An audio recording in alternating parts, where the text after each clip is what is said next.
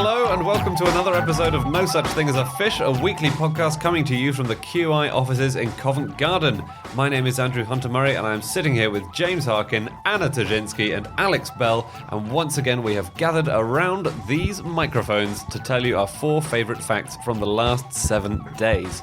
So, in no particular order, here we go. Starting with fact number 1, and this week that is James. Okay, my fact this week is that when a prince in the Byzantine Empire was ready to marry, court officials would walk around the land with an imperial shoe that they used to check the foot size of potential princesses.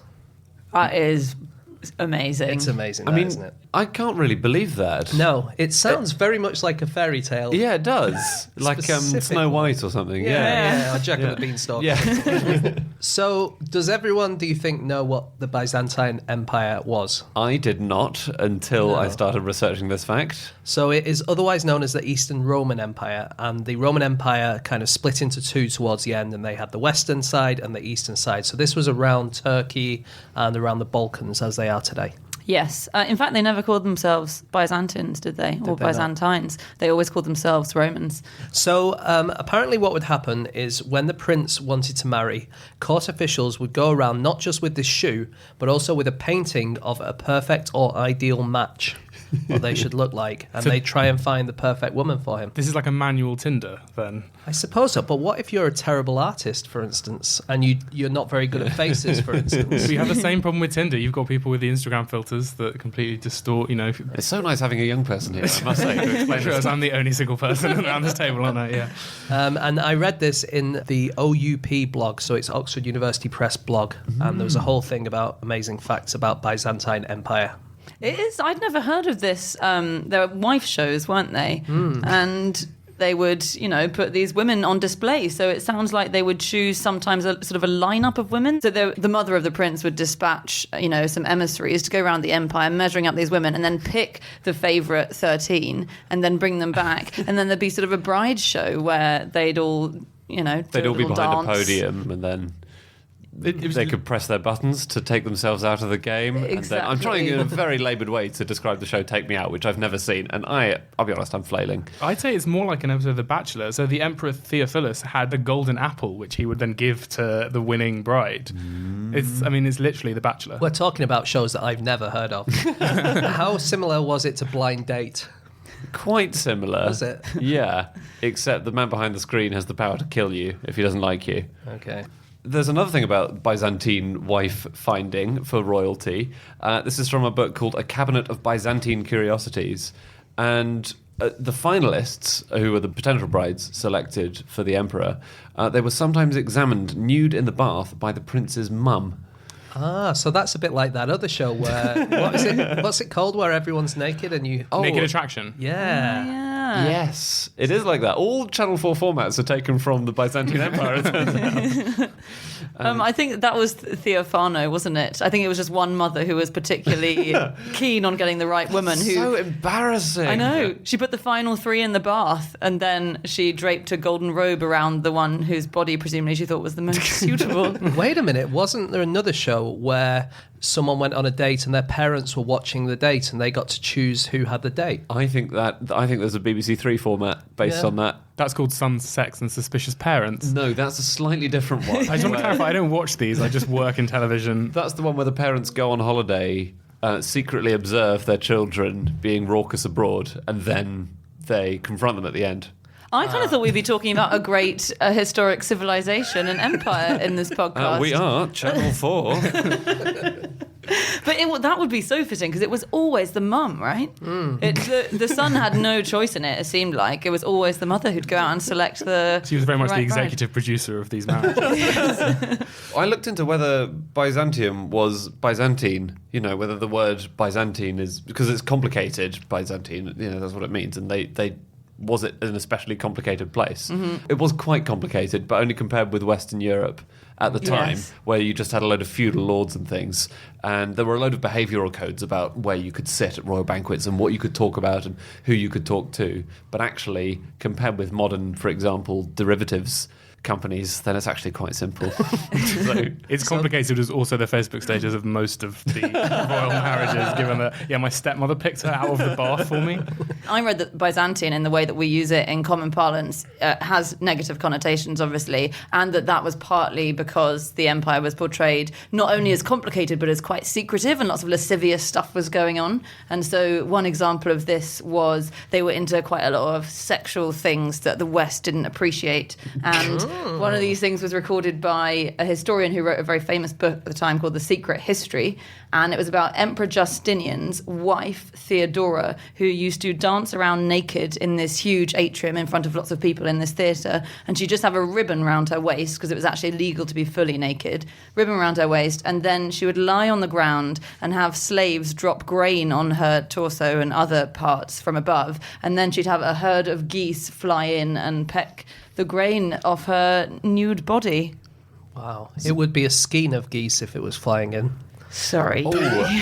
Thanks for but if they landed and then walked over, They become a gaggle they of become geese. a gaggle. Yeah. I really think you're focusing on the wrong aspects of the story here, guys. You're a massive killjoy in a strip club, aren't you? So the geese are pecking at her bits, are they? I believe so, yeah. There's some question mark over how true this account is. I think this guy has sort of fallen out with her and Justinian at this point. You know when you go to St. James's Park and you want to feed the geese, and you throw bits of like bread there, not bread because they don't like bread, but you throw stuff at them, and then always the pigeons come in and eat it, don't they? Do you reckon she was laid there and the pigeons just kept nibbling at her bits instead? He doesn't record that, but it can only have been the case. Is that sexy? Having Pigeons, for anyone? No, even the geese, I would say. Geese are very aggressive. I would have thought it would be very unpleasant. A swan would be bad. Yeah. Oh my god! break your arm with its wing. What's your arm doing down there? Here's the thing about Byzantine Empire.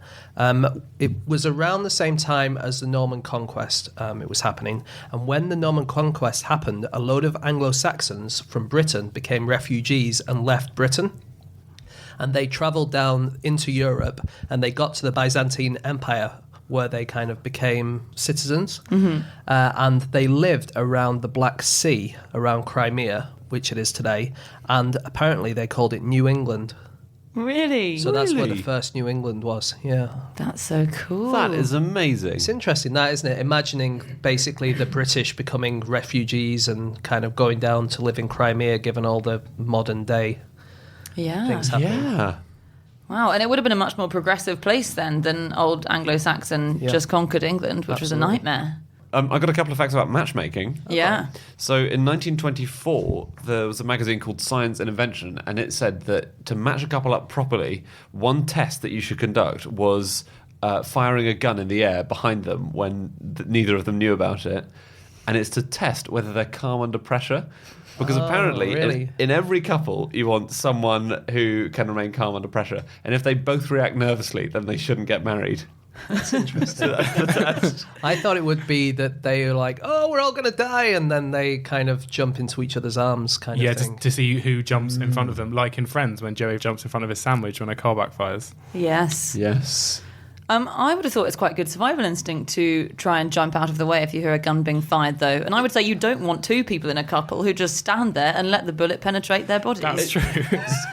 It's how they react to an extreme loud noise really close by. It's not, you don't have to fire a gun at anyone for this demonstration to work. How many died in this experiment? This would be another great Channel 4 format to add to the list. I have one fact about Cinderella's glass slippers, which was that in 2015, a scientific study was published in the Journal of Physics Special Topics, which worked out how practical the slippers would have been. And it based on a weight of 55 kilograms of Cinderella and a size 4 foot. She only would have been able to wear the slippers if she stood completely still, because if she tried to run away from the prince in them, they would have immediately shattered. But that's why they fell off when she ran away, and that's why... Oh, like, right. They thought of that in the story. But actually, she wouldn't have been able to walk anyway. She would have to stand exactly still. The only way it would have worked is if the heels were 1.15 centimetres tall, which is not very high. There's an Italian version of Cinderella from the 19th century. Well, it's from earlier than that, but it was first recorded in a book about Cinderella stories from the 1890s. And that version has Cinderella being born inside a squash. like a butternut squash. So her mother gives birth to her, but she thinks she's just given birth to a squash. And so she abandons her in the woods. And then the prince walks by, and by that time, Cinderella inside the squash has learned to talk. So the prince walks past and says, oh, it's weird, it's a talking pumpkin. And so then he takes it home with him. And I would argue that this is a different story. Like, there's no detail so far that correlate. well, there's the pumpkin thing. And then eventually she breaks out of the squash and acts as his servant. And then she goes to a ball he's holding dressed up as a princess, and he falls in love with her, and they get married. And it's called, the story is called Zuccatina, as in zucchini. Oh, really? Is, related, Wait, presumably. Which one's zucchini again? Courgette. Yeah. Also, is she in a courgette? No, it says she's in a butternut squash, but I guess they're all related, aren't they? Family, yeah. Yeah, same family. Some sort of legume.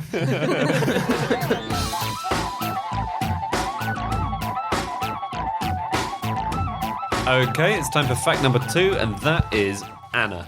Yes, my fact this week is that China has built an exact replica of an Austrian village so that tourists don't have to fly all the way to Austria.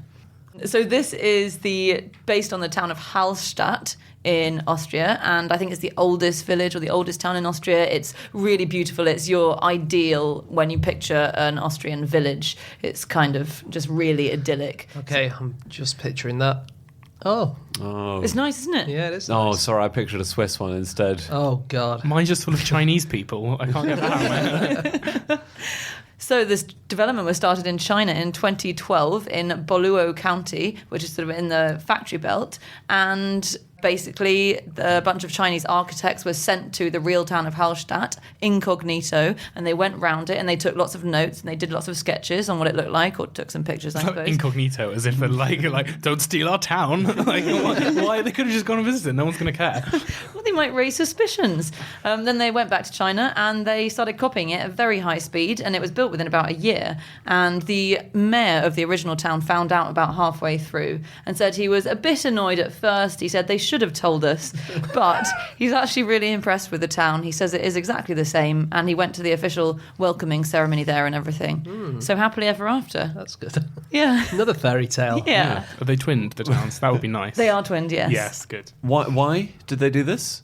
To Because save tourists from travelling. Well, I suppose China is quite interested in Western culture, and so they have quite a lot of replicas of other Western buildings or, Western, enclaves. Whole other towns. They've got a replica of Paris, they've got a replica of a Swedish town, but the idea is that people can live there as well. You can move in. So there are lots of people living in this Austrian town. Yeah. And I think a lot of them aren't that successful, and there's a... Well, the people? There's a... No, It's not very the towns. nice. Well, I guess. The massive one of Paris that they built is basically a ghost town now because it didn't work out, whereas this Austrian one is pretty successful, I think, and people actually like living there. And it's like a big gated community. Some people live there, yeah, although it's mainly touristy. But the Paris one, I thought they didn't quite finish, did they? Although they did build a huge Eiffel Tower, which is the main bit. I just think if you're going to build a new town, like we do that in the UK sometimes, why not build it that looks like, New Orleans or something? Why not? Yeah. Might as well. Yeah, they're tried and tested, aren't Yeah, they? exactly. And it's worked for Hallstatt. This is probably one of the reasons why the mayor's okay with it, because visitors to the real Hallstatt since the town was built have gone from 50 to 1,000 per year from China. I seem to be the only one who's not completely cool with this wholesale town plagiarism that's going on. What? Why not? Because, things should be where they are and nowhere else. They haven't removed the town from Austria. Do you think maybe we should knock down Blackpool Tower? Because that was just a copy of the Eiffel Tower. Oh, well, James, I had not had that brought to my attention before, and yes, I do. I think future archaeologists are going to be extremely confused when they come across, the real Paris and then the fake Paris, and they're going to say, well, this seems to be the main civilization because all of the stuff was here and then that spread out around the world.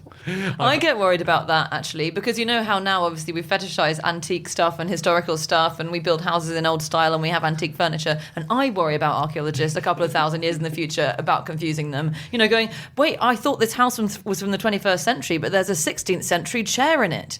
And they won't know what to do. Exactly.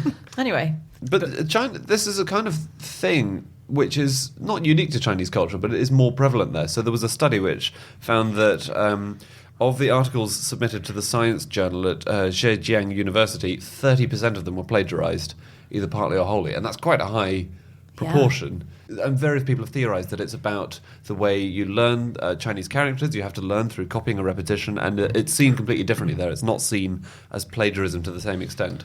Yeah, I read that. Apparently lots of theorists think that it's, as you say, because of the Chinese characters, and it's because it's so difficult to learn so many that there's not enough creative space left over in Chinese brains for creativity, which seems like the most absurd reasoning you've ever heard. First of all, they invented almost everything we had up until about the 16th century, didn't they? Yeah. And and then we copied it. And then we copied it, yeah. Paper. You shouldn't be allowed to use a wheelbarrow because it was invented by the Chinese.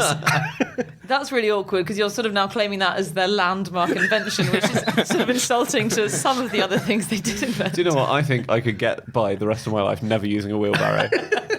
This podcast has taken a distinctly Brexity flavour. I didn't mean to. But yeah, they do, and it's kind of a form of flattery in a way, isn't it? It's just that interest in designs over the rest of the world. I think it's so imitation is the highest form of flattery. That's the difference between wearing similar clothes to someone and then getting plastic surgery so your face looks exactly like them. I'd be flattered. Feel free, Alex. But massively weirded out. Have you heard about the replica Noah's Ark? No. So this was built in America in... when was it finished? It was finished a few years ago, but this decade. And lots of people keep building replica Noah's Arks, but this one is massive. It's in Kentucky, and it cost $120 million to build. It's built by this Bible group called Answers in Genesis. So I think they're an online church. It took 700 workers. It's as long as an American football field. It's massive. How long is that? 100 yards. 100 yards. And it was built by a man called Ken Ham. And Ham was one of Noah's sons. Oh, yeah. Yeah. Wow. Also the first chimpanzee in space. Yeah, I don't know which he was named after, if either. But they've got this massive plan, and no one knows what Noah's Ark looked like either. But they've insisted it's a replica. We have in the Bible, it says how big it is, doesn't it? It says the number of cubits by the number of cubits. Okay. Yeah. But yeah. And Irving Finkel did that study, didn't he? So he's curator at the British Museum, and he did that study that decided it was spherical. He thinks it's a coracle. Yes. But his design is based on Babylonian tablets, so not on the Hebrew Bible. Yeah. So clearly one's more massively reliable there.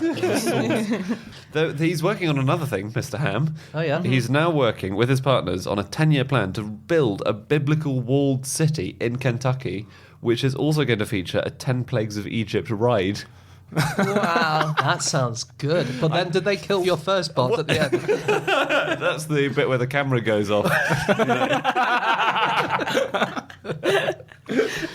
There's another replica boat in the news at the moment, actually, which is a replica of the boat that James Cook used to sail to Australia. So that's the Endeavour, but that is moving to Whitby. So it's been in Stockton-on-Tees, and it's just been bought by someone for £110,000, and it's going to cost them £250,000 to move it 39 miles up the road. I was going to say, it's not far from Whitby to Stockton. No, it's not. It's certainly not Britain to Australia. But I think it's the land bit that's the problem. I mean, if you could sail there. Oh, is it going over land? It has to go over land a bit. I think that's the difficulty. It's oddly expensive to move boats across the land for some reason. Well, they're not going to get to Australia like that. No, they will come across water at some point. Are they going to resail it to Australia? No, he's just going to literally move it to Whitby and keep it as a tourist attraction there. Oh, right. And I wonder if he was told after he'd made the initial purchase that it was going to cost another $250,000 to move it from where it is. On other sort of replica model villages that aren't quite real places, in Gravesend, there's a whole town that's fake, and it's used by police to simulate pretty much any manner of crimes. So it's got like financial fraud. Can they do that? So for fighting riots, for burglaries, bank robberies, hostage situations, terrorist attacks. So hang on, is this the most terrifying place to accidentally get lost and wander into? Well, it's deserted most of the time, but then it'll suddenly be populated by about 300 members of the Met Police. So wow. Right. They must have some stuff there, right? Because people are working there all the time, so they must have like a microwave and probably a TV and some, safes and stuff like that. Yeah. You could just go and nick all that stuff, and then when they arrest you say, "Oh no, I'm part of the team. I'm part of the team." Yeah. I just think the response would be incredible because you're literally in their training ground and you've got like 400 policemen really eager to press their senior officers and prove themselves. Actually, I've never really felt like committing crimes, but I do kind of feel like going there and trying to steal something. And apparently the one thing you want to steal is a microwave. Setting your sights high, aren't you? Lock up your microwaves, Gravesend.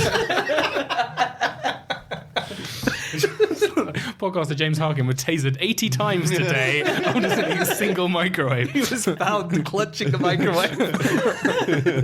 And a steak bake.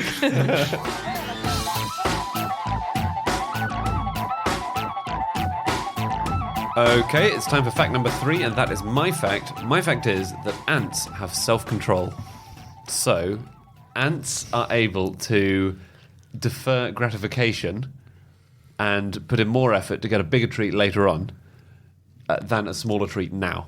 You offer it one small dollop of sugar, let's say 60 centimetres from its nest, and then you put a bigger dollop of sugar 120 centimetres away, and then you show the ant, the one that's 120 centimetres away, it will walk out of its nest and ignore the smaller dollop and go the further distance to get the big one. Why doesn't it get both? Yeah. Well, I don't know. I think maybe they stop it from going back for the smaller one later on. Okay. And they explain that to it before it starts. I think so. They say, you better choose now, Mr. Ant. They show it to the larger part. They give a little tour of the environment before it starts. Yeah, but twice as many ants deferred gratification and went to the bigger one than didn't. And they tested it later on to make sure the ants weren't just picking something they already knew about. They made the rewards the same size in the experiment. And in that case, 83% chose the one that was actually closer. Really? So given equal amounts of food, they'll pick the closer one. But anyway, I think it's a pretty amazing fact. It's really cool. Yeah. It's incredible. Because they did a similar thing with ravens who can understand the explaining stage, can't they? They really can. They can't understand English. According to science, ravens are so clever. They can understand anything. I think they all understand the explaining stage. That's why the experiment yields the results it does. Yes, yeah, they do. They may not understand the briefing document. But yeah, they obviously train them to know that they won't get the smaller bit of food if they go and eat the bigger bit of food. And when they did it to ravens, they gave ravens a treat that was inside a box. So they'd show them putting the treat inside a box, and it's a puzzle box, like one of those Japanese puzzle boxes. Yeah. And then the ravens worked out how to open the box using a specific tool that they used to open it. And then the scientists offered them either a piece of food that had been smaller than the piece of food that was inside the box, or the tool needed to open the box without showing them the box. And the ravens almost all of the time chose the tool and went to open the box, with one caveat. So the study said that one raven had to be excluded as it worked out ways to open the puzzle box without the tool, modifying bits of bark instead, so it was able to get both. So this is like Deal or No Deal. It is! Except the box just has cake in it. Do you want to open the box and it's got a bit of sausage or It's something? true, but then that is kind of delayed gratification, isn't it? Because if you know there's a possible big prize you might get in the future. Yeah? Have we tried Deal or No Deal with ants? I don't think we have, no. Well, I would watch a version of Deal or No Deal where every box had different bits of food in it. would you have to eat the food at the end, though?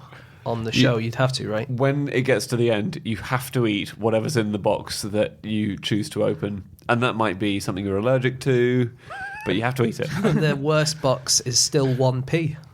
Oh, yeah. Yeah. I was reading the study, and apparently this self-control thing is supposed to be to do with the size of the brain of the animal. So the bigger the brain in relation to its body, the more self-control it has. And so I was like, okay, does that make sense? So I went and looked at a list of... There's a really helpful Wikipedia list of brain-to-body ratios of all the creatures in the world. And so humans have about, your brain is about the 50th of the size of your body. And like cats and dogs, they have even smaller, so it's like the brain is 100th the size of the body. Ants, the brain is 1/7 of their body, which I just found insane. Like, imagine if your brain was a whole 7th of your body. That's basically like your whole head, isn't it? No, it's bigger than that. Bigger than your head. I think it's like your head and your arms. Another clever thing that ants do, using their massive brains, is they, when given the chance, will use sponges to soak up liquid food. So this is really clever. Scientists gave them a pot of honey that was kind of mixed up with some mortar that they'd find really delicious. Yeah. And then they gave them some tools that they would find in nature, like twigs and pine needles and stuff like that. And then they gave them some different tools that they wouldn't find in nature, like paper and little bits of sponge. Allen key. And the ants very quickly learned that the best thing to do, rather than take a twig and go and dip it in the honey and take it back to its mates, would pick the sponge, because it realised it was more absorbent, and went and dipped that in the honey and then took it back to its mates. That and even is in fact, incredible. Yeah, it's so cool. And then the next experiment, they gave them the choice of 3 different types of kitchen towel, and they always went for the flash one, because they always know that it's way more absorbent than the other leading brand. Have we talked about Sir John Lubbock and his 19th century ant experiments? I believe not. He wanted to test ants' friendship, so he put some ants in a little environment, which was sort of an ant hill, and there was some water nearby and some little other mounds and things. And first he chloroformed some of the ants. He sort of kidnapped some ants out of the nest, chloroformed them, and then abandoned them a short way from the ants for the other ants to find them. So they sort of found their friends. How do you chloroform an ant? How do you get your arm around it from behind? Like a very, very tiny cloth. Then he would observe what the ants did to either ants that were from their own colony or ants from another colony. But then he realised that ants don't recover from a chloroform, so he tried the same thing, but he got ants drunk, which he said was really difficult. He said, I tried the same experiment, only instead of chloroforming the ants, I made them intoxicated. It was rather more difficult experiment. No ant would voluntarily degrade herself by getting drunk. It was not so easy in all cases to hit off the requisite degree of this compulsory intoxication. So anyway, he got these ants drunk, and what he found was that sober ants would try and pick up and help the drunk ants. Then the sober ants would take them back to the nest. Now, if the ant was from the same colony, it would kind of look after, presumably be inside, like with a bucket and a towel and stuff like that. And they hold its antenna back. But this is the creepy bit. This is the creepy bit. If it wasn't from the same colony, it would the sober ant would bring the drunk back out and just quietly throw it in the water and drown it. Whoa! Which is horrendous. But yeah, isn't that amazing? I thought that ants, for some reason, chewed each other's legs off when they got drunk. I think that might be bees. Oh, you're right. Drunk bees will have their legs chewed off by their friends. Really? Yeah. What, to kind of stop them going out, like kind of when I take my mum's car keys away when she's drunk? You're like, oh, it's fine, I can fly, I feel fine. It's for your own good. You'll thank me in the morning. So this thing about self-control is related to the really famous experiment of the marshmallow test. Yes. Which was done in the 1960s, across years of the 1960s, lots of them by the same scientist, whose name was Walter Mischel.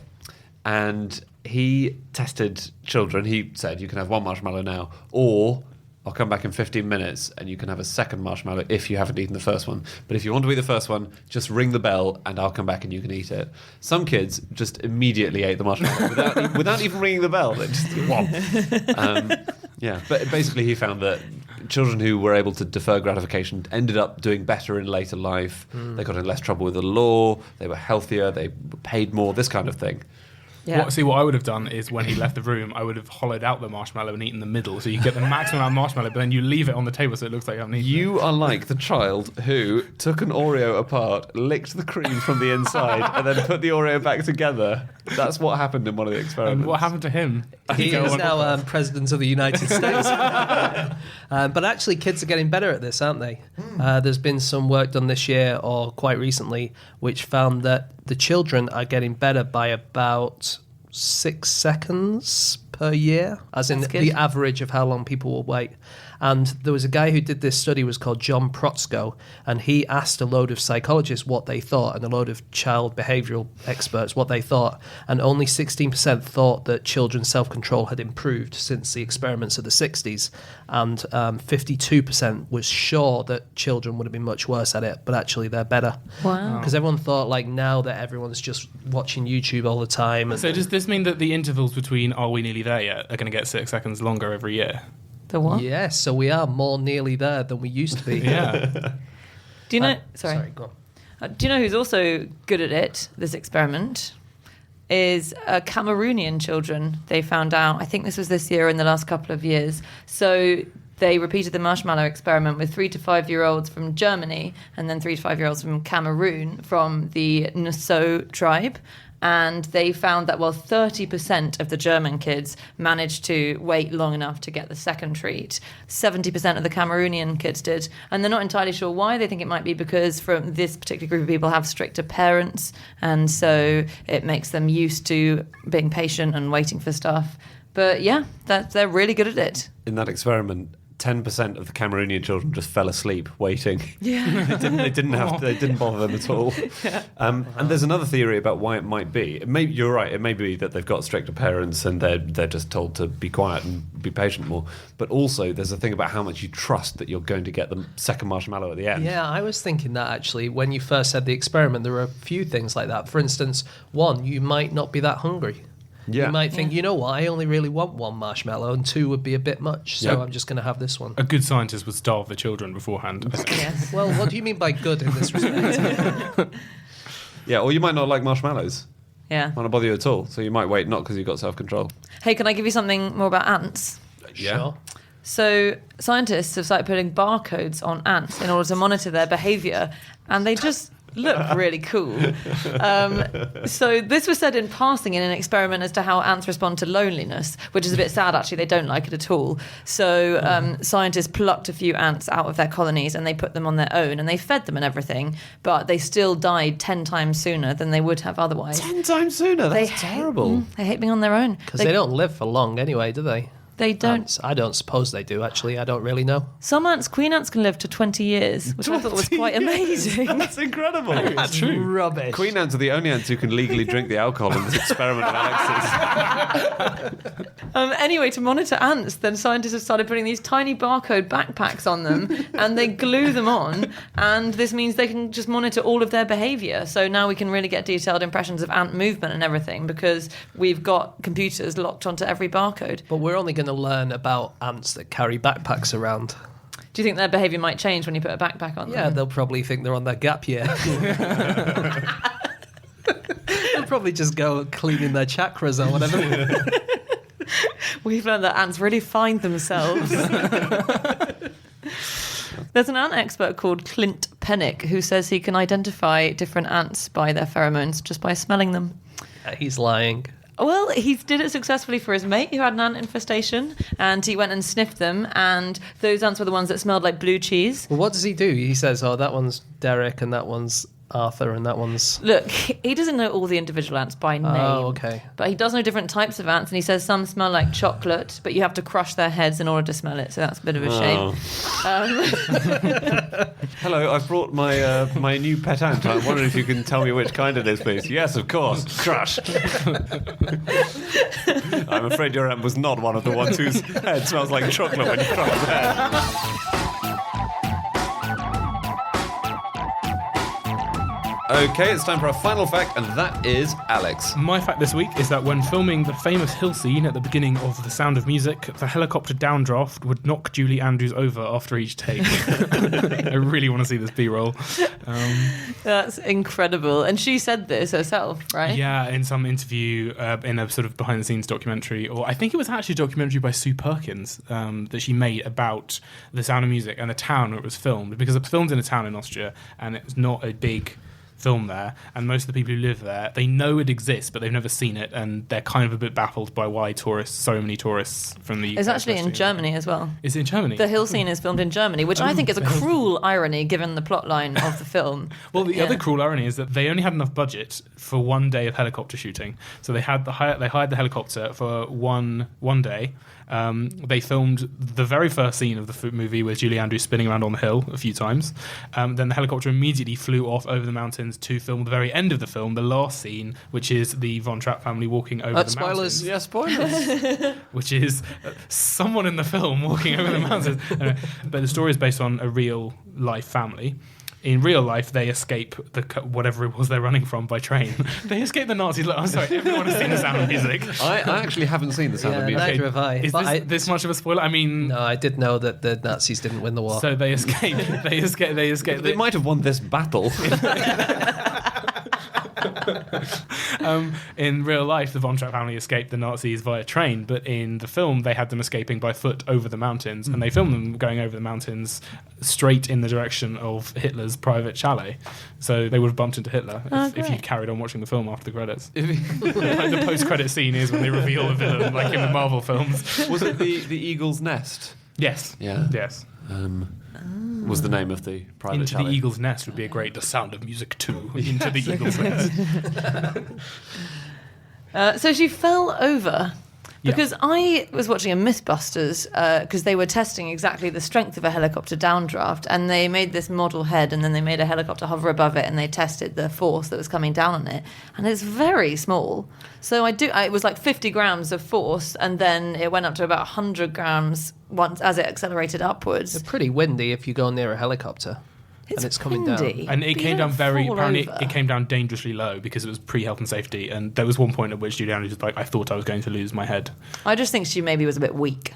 Well, she probably was very slight, and she was a movie star. Was she wearing a big dress? She was, big flowy dress, and she was on quite a steep mountain, and it was probably already windy. I'm just trying to, but apparently they did 10 takes of this, and she started screaming, "Okay, that's enough. I've had enough now." But the helicopter pilot couldn't hear her, so he took it to mean, "Yep, let's go around for another take." So he just kept going.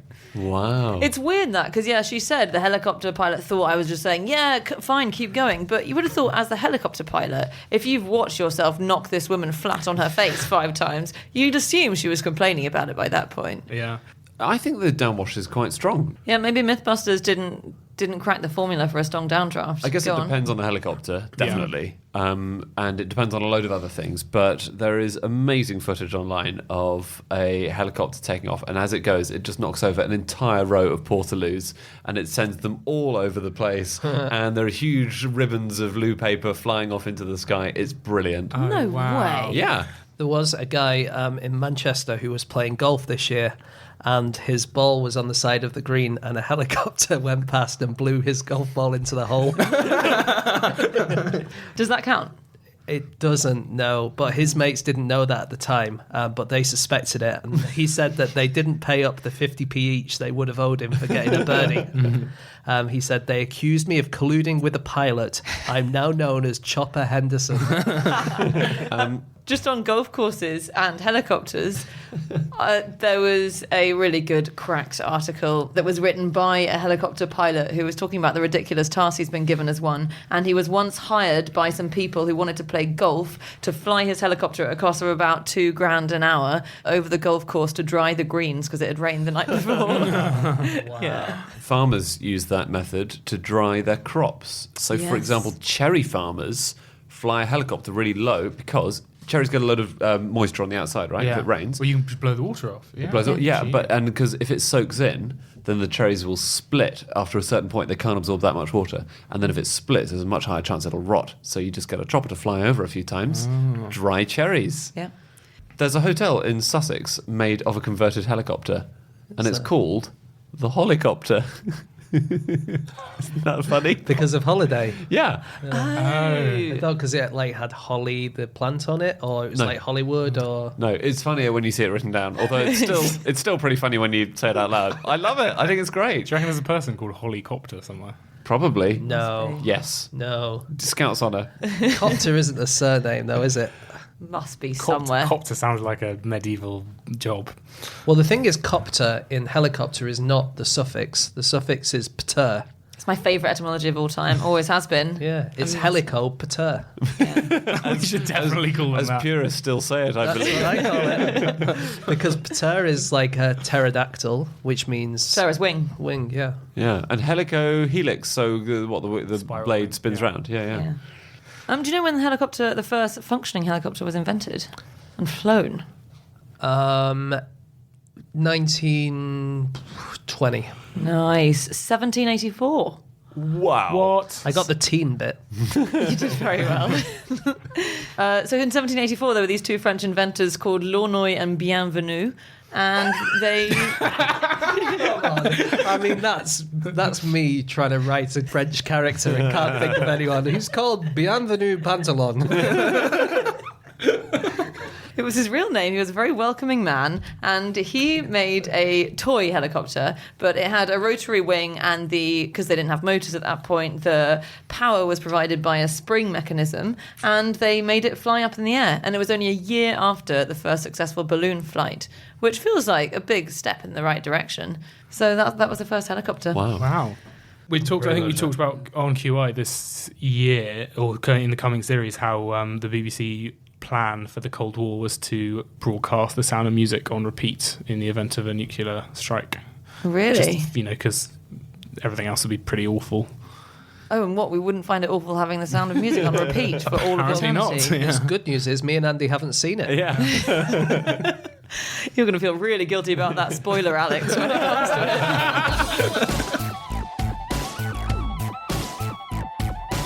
Okay, that's it. That's all of our facts. Thank you very much indeed for listening. We will be back again next week with another podcast.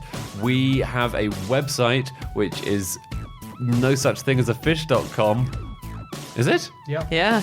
We have a website which is nosuchthingasafish.com. You go there, you can see all of our previous episodes. You can find out details for our tour. We're off on tour around the entire country. And you can find details for our book, which is going to be published very soon and which you can pre-order now. So please do that. We'll be back again next week with another podcast. We also have... What? Twitter. Let me get to it, guys. See you later, goodbye. And also, we have Twitter accounts. You can find us on Twitter. I'm on @AndrewHunterM. James? @James Harkin. Alex? @AlexBell. And Anna? You can email podcast@qi.com. And... Or you can go to our group Twitter account, can't you, Andy? No, I don't think you can. Is Dan back next week? I hope so. Or you can go to our group Twitter account, which is @NoSuchThing. We will be back again next week with another episode. We'll see you then. Goodbye.